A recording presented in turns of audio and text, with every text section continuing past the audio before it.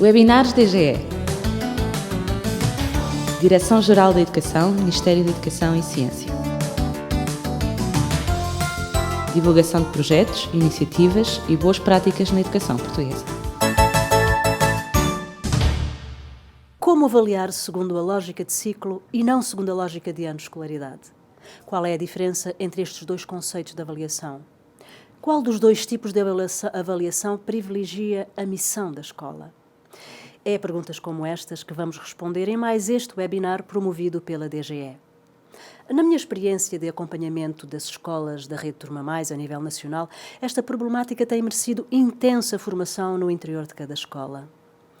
E a nossa pergunta começa, a mais das vezes, com algo que parece não ser uma dúvida dos professores em cada escola. Com quantos níveis inferiores a 3 deve um aluno ser retido? Após alguns momentos de reflexão, todos os professores rapidamente nos informam da resposta.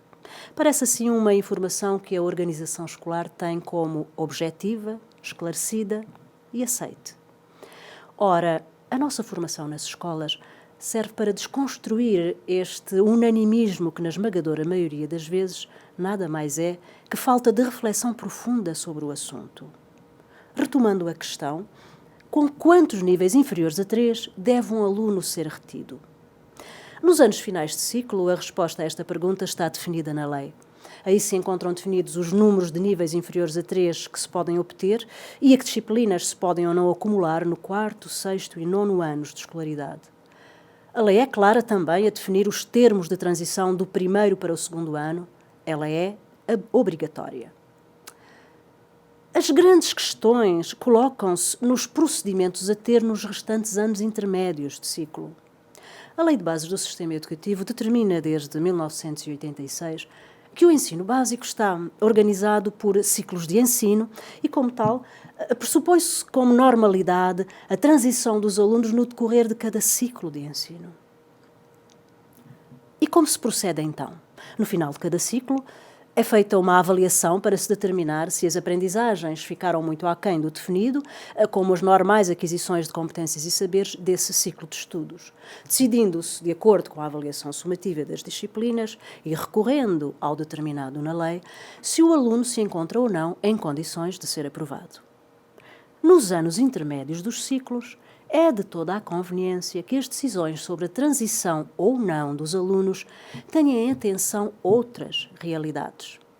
Em primeiro lugar, temos de ter claro que a missão da escola é a de certificar no tempo certo de cada ciclo de estudos o maior número possível de alunos.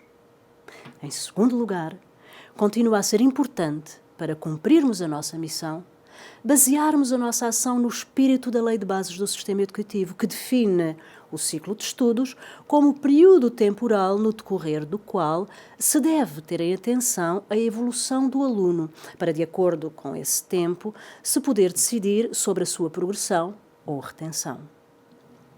Assim sendo, na prática, como orientamos o nosso trabalho de acordo com o ecossistema psicopedagógico Turma Mais, por forma a determinarmos a possibilidade dos alunos transitarem de ano ao abrigo da lógica de ciclo pela qual se organiza o ensino básico?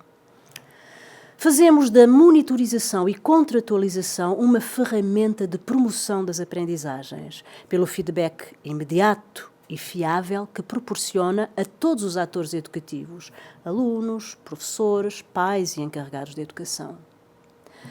Cada ano letivo tem 5 momentos formais em que os conselhos de turma se dedicam às questões da avaliação do aluno.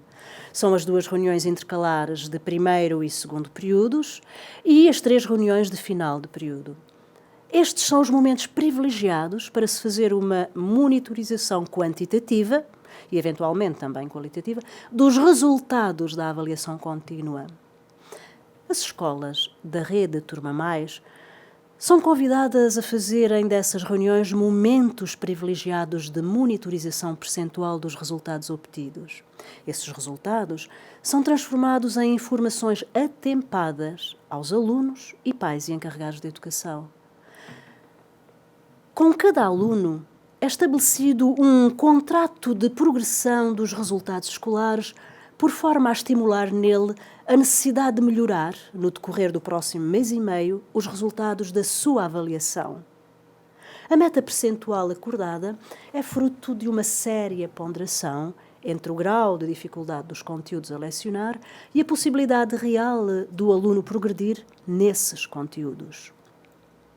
Assim, no próximo momento da avaliação, por exemplo, o final do primeiro período, analisa-se com o aluno o cumprimento ou não da meta contratualizada após a reunião intercalar de primeiro período e estabelece-se a nova meta percentual a atingir na reunião intercalar de segundo período. Na reunião intercalar de segundo período, novo momento de reflexão ocorre entre o docente e o aluno e estabelece um novo patamar a alcançar no final do segundo período. Obviamente, todos os processos de trabalho são orientados para o alcançar dessas metas contratualizadas. A cada momento do seu trabalho, o aluno facilmente compreende se está fazendo o trabalho certo para alcançar os resultados da avaliação que previamente contratualizou com o seu professor. Este poderoso mecanismo de monitorização e contratualização dos processos de trabalho e dos resultados obtidos transfere para o aluno um enorme poder de autorregulação do seu processo de aprendizagem, permitindo ao professor e aos encarregados de educação um acompanhamento gerador de mudanças nas práticas dos alunos. Com este mecanismo de monitorização e contratualização, é possível ao aluno autorregular a sua ação de aprendizagem para conseguir progressos significativos dentro do nível 2, ou perceber a possibilidade de obter nível 3 num curto prazo de tempo. Os alunos que estão perto de obter nível 4 e nível 5 são também estimulados a obter melhores resultados, uma vez que observam objetivamente a trajetória dos seus resultados e se empenham a traçar novos rumos de aprendizagem no futuro imediato. Com base nas informações recolhidas sobre os resultados da avaliação obtidos por um aluno no decorrer dos 5 momentos formais de avaliação de cada ano letivo, dispõe o Conselho de Turma de um manancial de informação objetiva para poder decidir da retenção ou não do aluno nos anos intermédios de ciclo. Como se operacionaliza então esta informação recolhida? A prática habitual dos conselhos de turma de final de ano, nos anos intermédios de ciclo, é de olhar para o número de níveis inferiores a 3 dos alunos em risco de retenção e, de acordo com o processo académico do aluno, nomeadamente a sua idade, possíveis retenções anteriores, decidir cumprir ou não as indicações da escola sobre o número de negativas obtidas pelo aluno e, deste modo, permitir a sua transição ou a sua retenção.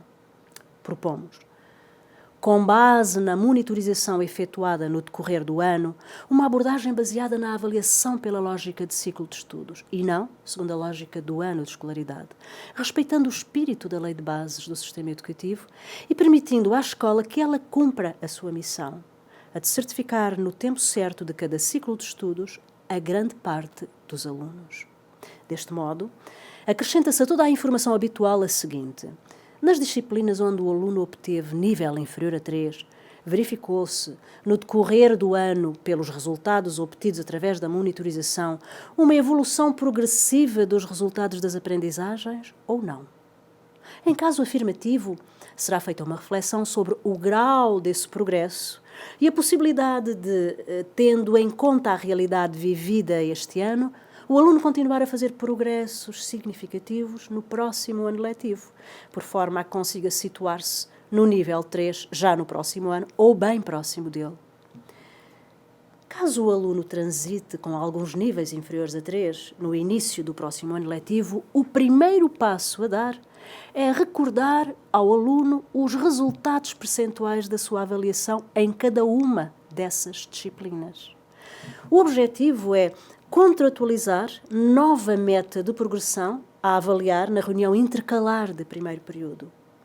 Ora, esta prática é bem diferente da prática comum das nossas escolas, que inicia um novo ano letivo com alunos que transitaram com disciplinas com níveis inferiores a 3, sem que essa informação sirva de base objetiva para a continuação do trabalho.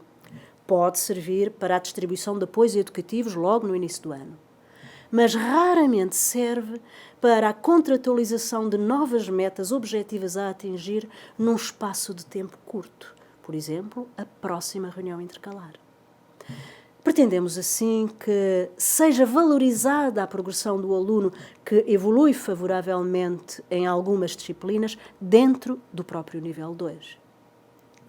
Pretendemos que o tempo de permanência do ciclo de estudos seja usado como catalisador de progressões nos processos de resultados obtidos na melhoria das aprendizagens.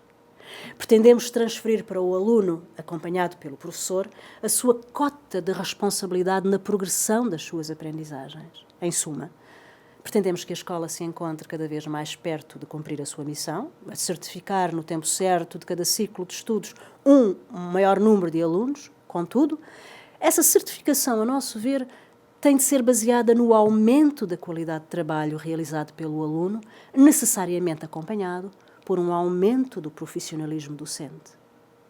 Assim, monitorizar e contratualizar para melhorar as aprendizagens foi o tema desta nossa conversa de hoje. Estes são 2 dos conceitos referenciais do ecossistema Turma Mais. E, já sabe, para qualquer esclarecimento, estamos, como sempre, disponíveis através do e-mail turmamais02@gmail.com.